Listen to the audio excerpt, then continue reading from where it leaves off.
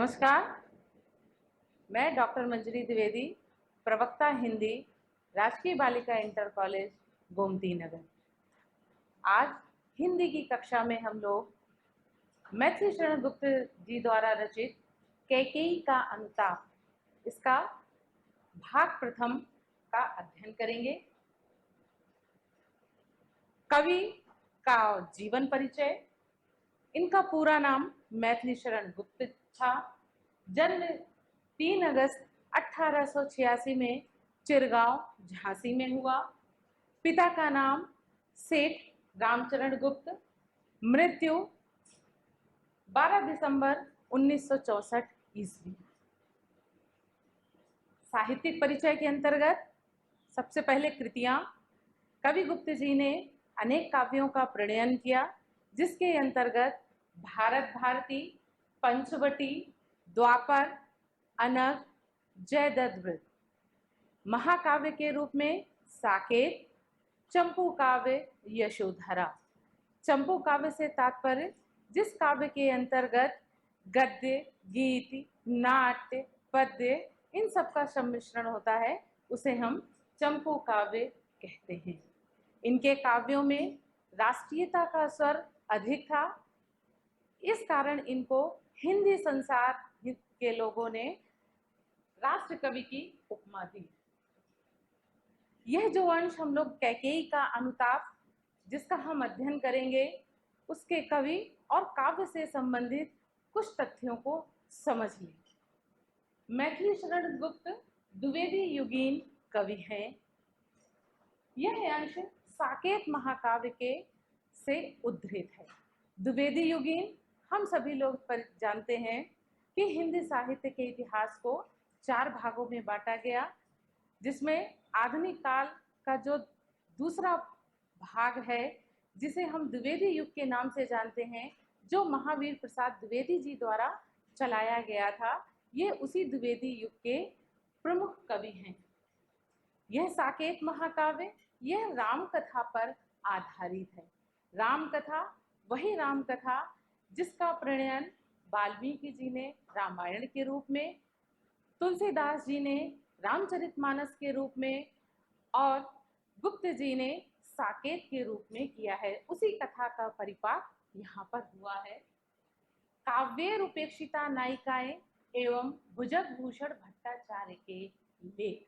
काव्येर उपेक्षिता नायिका यह बांग्ला के गुरुदेव रविन्द्रनाथ टैगोर जी का लेख था, जिसमें उन्होंने काव्येर काव्य की उपेक्षिता नायिकाएं, वे नायिकाएं जो उपेक्षित रहीं, जिनका चरित्र का वर्णन कवियों द्वारा बहुतायत रूप में नहीं किया गया, उन नायिकाओं को लेकर के गुरुदेव जी ने एक लेख लिखा, जिसका नाम था काव्येर उपेक्षिता नायिकाएं। काव्यों की वे नायिकाएं जो हमेशा से उपेक्षित रहीं। हम लोगों ने जब रामायण या रामचरितमानस काव्य देखा, पढ़ा, समझा, तो उसमें प्रमुख पात्र राम और सीता थे। इसी तरह से जब कृष्ण काव्य की बात आती है तो प्रमुखता से कृष्ण का वर्णन होता है। बुद्ध के काव्य की बात आती है तो गौतम बुद्ध का होता है। कोई यशोधरा की बात नहीं करता, कोई उर्मिला की बात नहीं करता। तो गुप्त जी ने इन्हीं उपेक्षित पात्रों को लेकर के, चाहे उर्मिला रही हो, चाहे यशोधरा रही हो और चाहे कैकेयी रही हो, इन उपेक्षित पात्राओं को लेकर के इन्होंने लिखा। दूसरा है भुजग भूषण भट्टाचार्य के लेख। भुजग भूषण हिंदी साहित्य में भुजग भूषण महावीर प्रसाद द्विवेदी जी को कहा गया। तो महावीर प्रसाद द्विवेदी जी की प्रेरणा, गुरुदेव रविंद्रनाथ की प्रेरणा पाकर के इन्होंने साकेत महाकाव्य को लिखा। और यह साकेत महाकाव्य जिसमें प्रमुखतया से उर्मिला और कैकेयी का वर्णन किया गया।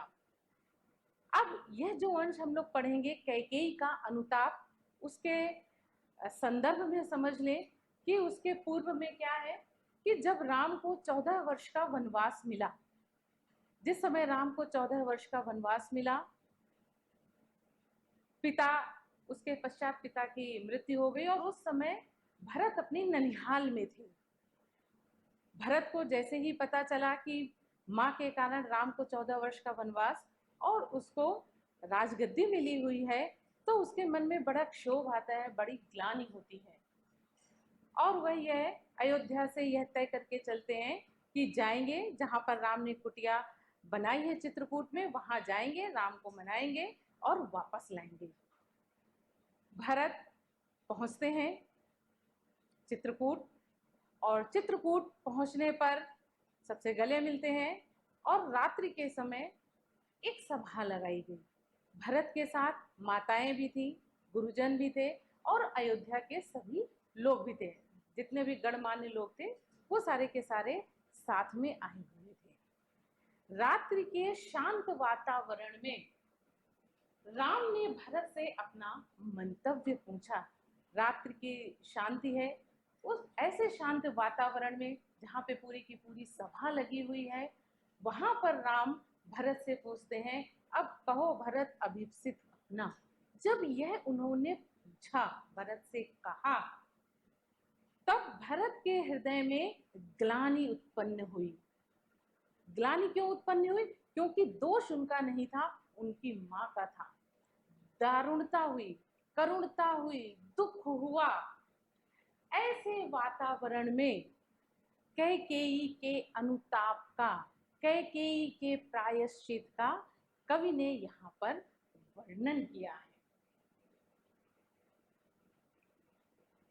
यह अंश, तदनंतर बैठी सभा उटज के आगे, नीले वितान के तले दीप बहु जागे, टकटकी लगाए नयन सुरों के थे वे, परिणामोत्सुक उन भयातुरों के थे वे। उत्फुल्ल करौंदी कुंज वायु रह रह कर, करती थी सबको पुलक पूर्ण मह मह कर। वह चंद्रलोक था कहाँ चांदनी वैसी, प्रभु बोले गिरा गंभीर नीर निधि जैसी। रात्रि का शांत वातावरण, और उस शांत वातावरण में अयोध्या से आए हुए भरत, शत्रुघ्न, गुरु वशिष्ठ, माताएं, अयोध्या के गणमान्य लोग रात्रि के समय जब तदनंतर तब बैठी सभा उटज के आगे, उटज, उटज अर्थात कुटिया, वह कुटिया जहां पर राम ने अपने रहने का स्थान बनाया हुआ था। तो तदनंतर बैठी सभा उटज के आगे, जब उस कुटिया के आगे सभा लगाई गई, नीले वितान के तले दीप बहु जागे। नीला वितान, मंडप कोई था नहीं, तो मंडप बना आकाश। ऐसी सभा की गवाही देने के लिए मंडप बना आकाश। आकाश में नीलिमा छाई हुई थी, अंधकार था। के तले दीप बहु जागे, और आकाश में टिमटिमाते हुए तारे इस तरह से लग रहे थे मानो स्वयं नक्षत्र दीप लेकर के उस सभा को देखने के लिए आए हों। टकटकी लगाए नयन सुरों के थे वे। सुर देवता, न केवल वहां के वातावरण के लोग, वहां उपस्थित लोग, बल्कि स्वर्ग में स्थित देव भी इस सभा का परिणाम जानने के लिए उत्सुक थे।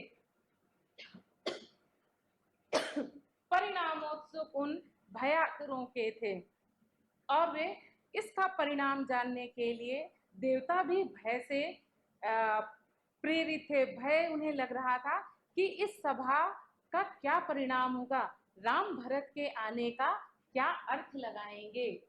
उत्फुल्ल करौंदी कुंज वायु रह रहकर, यहाँ पर इन पंक्तियों में प्रकृति के शांत वातावरण का कवि ने चित्रण किया है कि उस समय वहां करौंदी कुंजों की वायु बह रही थी। रात्रि के शांत वातावरण में करौंदी कुंज की वायु चल रही थी, पवन चल रही थी, करती थी सबको पुलक पूर्ण मह मह कर। और वहां पर जितने लोग उपस्थित थे उनको अपनी सुगंधित हवा से सबको प्रसन्न कर रही थी। वातावरण प्रसन्न चित्त था, लोगों के मन में भय था, लेकिन वातावरण शांत था। वह चंद्रलोक था कहाँ चांदनी वैसी। वह चंद्रलोक था, एक चंद्रमा नभ में स्थित है, और एक चंद्र यहाँ पर रामचंद्र के लिए कहा गया कि राम की कीर्ति जितने, राम के यश जितना, राम के प्रताप के जो चांदनी यहाँ पर बिखरी हुई थी, जो चांदनी इस सभा में दिखाई दे रही थी, वो आकाश स्थित नभ स्थित चंद्रमा की नहीं थी। प्रभु बोले गिरा गंभीर नीर निधि जैसी। ऐसे शांत वातावरण में जब प्रभु राम ने, यहाँ पर प्रभु राम के लिए कहा गया, जब प्रभु श्री राम ने अपनी वाणी में गंभीरता, गंभीरता भी कैसी, सागर जितनी, जितने अतल गहराइयों से सागर गहरा है, उसी गहराई को माप करके, उसी गहराई को लेकर के प्रभु राम ने अपनी वाणी से, गंभीर वाणी से यह कहा। इसके पश्चात जब सभा लगाई गई, सभी लोग सभा का परिणाम जानने के लिए उत्सुक थे। सभी लोग इस कारण भय में व्याप्त थे कि राम भरत का आने को किस अर्थ में लेंगे। शांत वातावरण में करौंदी कुंज की महक जा रही थी, सब लोगों के अंदर आनंद भर रही थी, और ऐसी सभा का प्रणयन किया गया था जैसी नभ स्थित चंद्रमा की चांदनी भी उतनी कांतिवान नहीं होगी जो कांति इस सभा में दिखाई दे रही थी। ऐसी सभा को संबोधित करते हुए जब राम ने अपनी गंभीर वाणी में, सागर की अतिल गहराई से भी गंभीर वाणी में भरत से पूछा। यहाँ पर देखिए काव्य सौंदर्य के अंतर्गत उपमा और रूपक अलंकार आएगा, और काव्यांश से संबंधित प्रश्न है सभा क्यों लगाई गई थी। दूसरा प्रश्न, लोग किस परिणाम को लेकर भयातुर थे। हे भरत भद्र अब कहो अभीप्सित अपना, सब सजग हो गए भंग हुआ ज्यों सपना। हे यार रह क्या भरत अभीप्सित अब भी, मिल गया अकंटक राज्य उसे जब तब भी। पाया तुमने तरुतल अरण्य बसेरा, रह गया अभीप्सित शेष तदपि। तन तड़प तड़प कर तप्त तात ने त्यागा, क्या रहा अभीप्सित और तथापि अभागा। इस अंश में भरत की करुणता, भरत का दुख, भरत की ग्लानि, भरत कितने अंतरतम से दुखी है, और भी उस कार्य से जिसमें उनका जरा भी लेश मात्र भी हाथ नहीं था। हे भरत भद्र अब कहो अभीप्सित अपना। जब श्री राम ने भरत से कहा, वाणी को गंभीर बना करके गंभीरता पूर्वक कहा कि हे भरत अब बताओ तुम्हारा अभीष्ट क्या है, तुम्हारी इच्छा क्या है, तुम क्या चाह रहे हो। अगली पंक्ति देखिए, सब सजग हो गए भंग हुआ ज्यों स्वप्न। वहां पर स्थित सभी लोग, स्वर्ग में स्थित देवता लोग जो इस सभा को देख रहे हैं, टकटकी लगा करके देख रहे हैं, वे सभी इस प्रकार चौंक उठे जैसे कोई स्वप्न से जागृत हो जाता है। जैसे किसी का स्वप्न, कोई स्वप्न से जागृत होकर के उठ करके खड़ा कर दिया जाए तो एक किम कर्तव्य विमोड़ की स्थिति होती है। जब राम ने यह पूछा कहो भरत अभीप्सित अपना, तो सब लोग उसी प्रकार चौंक उठे जैसे उनका कोई स्वप्न भंग हो गया, स्वप्न से चौंक करके वो उठ गए। भरत हाथ जोड़ करके राम के सामने खड़े होकर के और कह रहे हैं, हे यार रह क्या भरत अभीप्सित अब भी। हे यार आदि श्रेष्ठ, हे श्रेष्ठ, हे राम, अब भरत की क्या इच्छा रह सकती है। इसमें चाह का भाव नहीं है, दारुणता का भाव है, करुणता का भाव है। मिल गया अकंटक राज्य उसे जब तब भी। हे आर्य अब आप ही बताइए, ऐसे व्यक्ति की और इच्छा ही क्या हो सकती है। एक अयोध्या की राजगद्दी मिल गई, मेरे रास्ते का कांटा तो आप थे, वो कांटा भी माँ ने दूर कर दिया। ऐसा अकंटक राज्य जब मुझे मिल गया तो इस भरत की इच्छा क्या शेष रही होगी। दरुणता का भाव, पाया तुमने तरुतल अरण्य बसेरा। भरत की और क्या इच्छा हो सकती थी? भरत की तो इच्छा ही पूर्ण हो गई। क्या मेरी यही इच्छा थी कि तुमको अरण्य का बसेरा मिले? तुम अरण्य में जाओ, जंगल में जाओ, जंगल में रहो, जंगल में वास करो। क्या ये मन चाह रहा था? रह गया अभिप्सित शेष तदपि क्या मेरा। अब इसके बाद मेरा क्या इच्छा हो सकती थी? माँ ने इतना कार्य किया कि मुझे अकंटक राज्य दे दिया, तुमको जंगल भेज दिया, भाभी को जंगल भेज दिया, छोटा भाई जंगल चला गया। अब इस भरत को क्या चाहिए? ये भरत तो अभागा रह गया। तन तड़प तड़प कर तप्त तात ने त्यागा। तात यानी पिता, अर्थात पिता दशरथ। दशरथ ने, मां पिता दशरथ ने पुत्र वियोग में, आपके वियोग में तन को तड़प तड़प करके, आपके विरह में अपने शरीर को त्याग दिया, शरीर छोड़ दिया,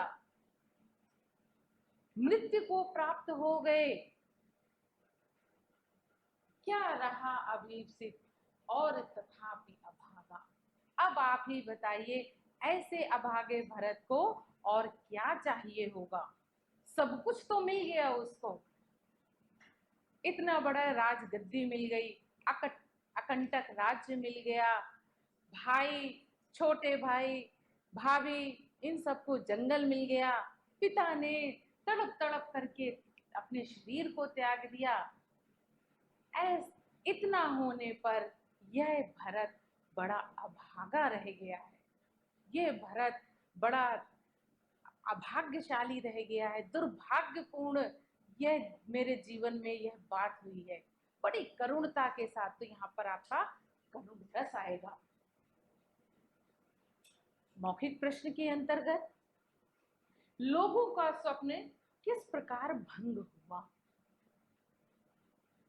लोग किस बात को जान करके स्वप्न की भांति चौंक गए?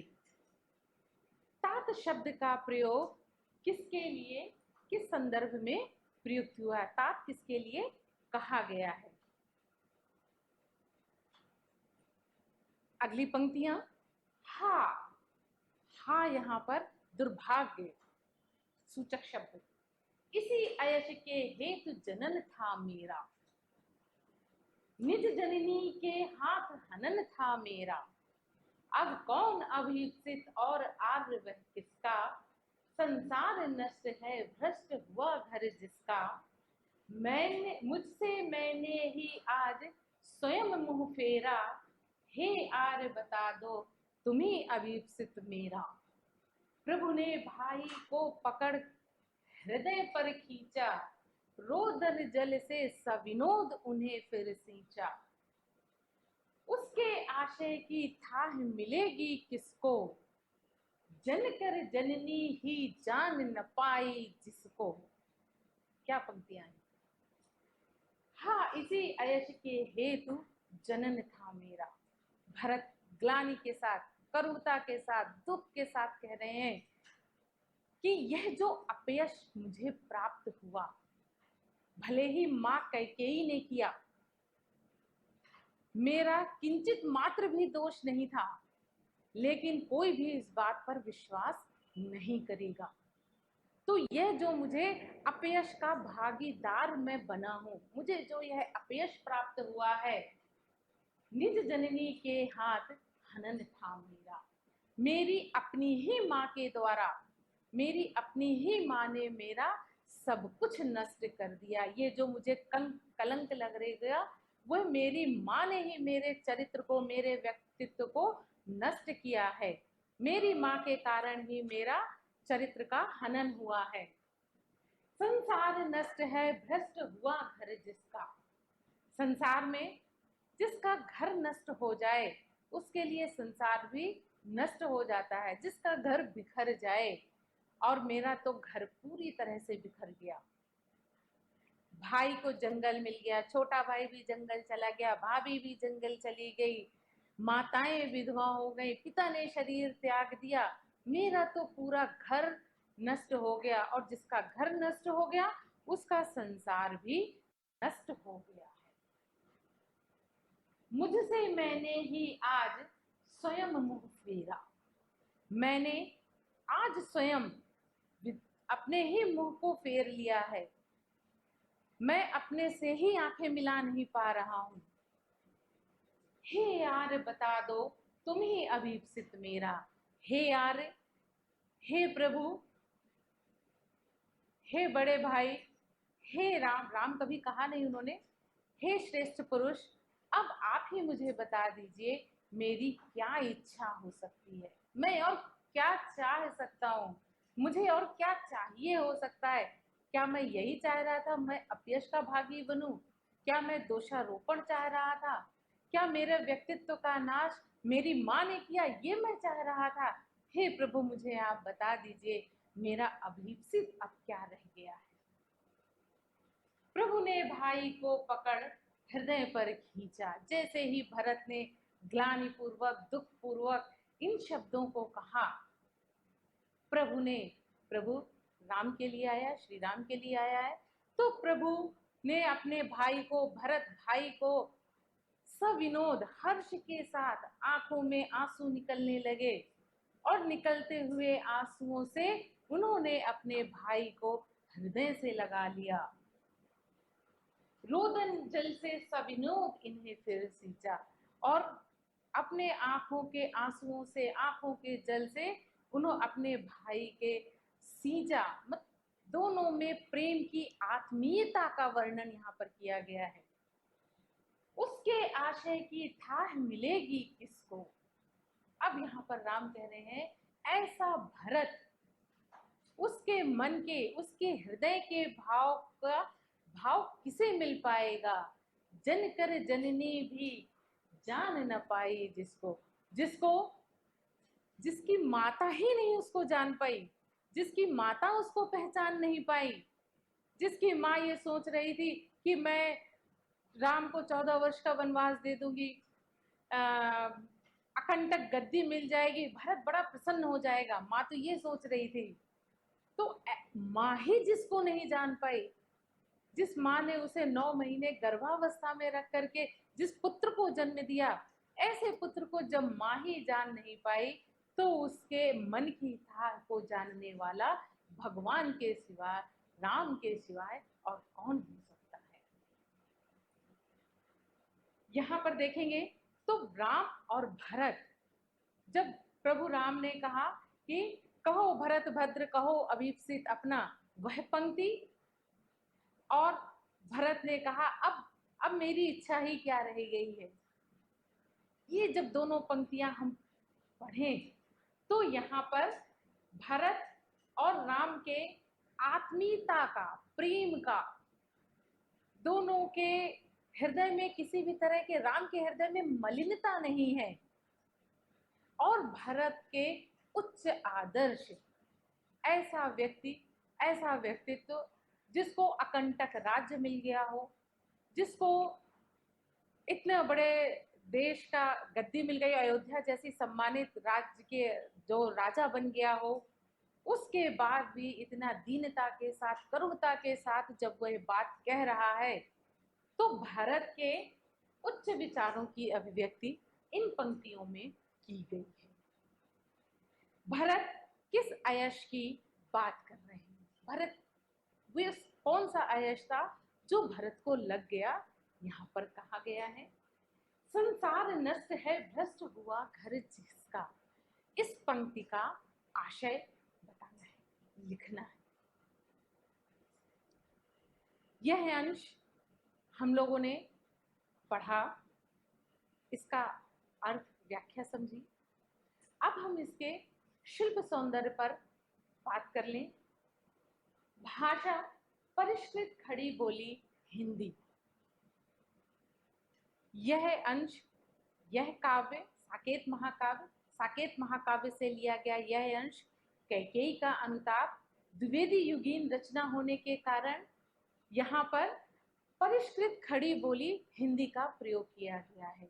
द्विवेदी युग आते आते हिंदी में परिष्कार शुरू हो गया था, जो अवधी और ब्रज भाषा थी वह धीरे धीरे समाप्त हो गई थी और इस युग को चलाने वाले महावीर प्रसाद द्विवेदी जी ने काव्यों की भाषा खड़ी बोली हिंदी को स्वीकार की अपनी सरस्वती पत्रिका के माध्यम से। तो गुप्त जी बड़े प्रभावित थे महावीर प्रसाद द्विवेदी जी से, तो उन्हीं के कथनानुसार, उन्हीं के कहने के अनुसार उन्होंने अपनी भाषा को परिष्कृत खड़ी बोली हिंदी में कैकेयी के अनुताप साकेत महाकाव्य का पुण्य किया गया। प्रबंधात्मकता, प्रबंधात्मक वह काव्य कहलाता है जिसमें एक कहानी का विस्तार किया जाए, कहानी का विस्तार रूप जो दिया जाता है वह आपका प्रबंधात्मक काव्य है। इतिवृत्तात्मकता, इस शब्द को समझेंगे, इसमें 3 अर्थ निहित हैं, चरित्र, कथानक और भाषा। किसी चरित्र को लेकर के कोई एक कथानक, चाहे वो पुराणों से संबंधित हो, चाहे वो इतिहास से संबंधित हो, और इसके साथ ही साथ जो भाषा का सौंदर्य है वह अभिधापरक। अभिधापरक काव्य वह कहलाता है जिसमें एक सीधी सीधी सी बात कही गई हो और उसका वही अर्थ हो, जैसे उठो लाल अब आंखें खोलो, पानी लाई हूँ मुंह धो लो। तो इस तरह का काव्य प्रबंध काव्य। गुण प्रसाद है, शब्द शक्ति अभिधा और लक्षणा, रस करुण रस, और अलंकार में अनुप्रास, उपमा और रूपा।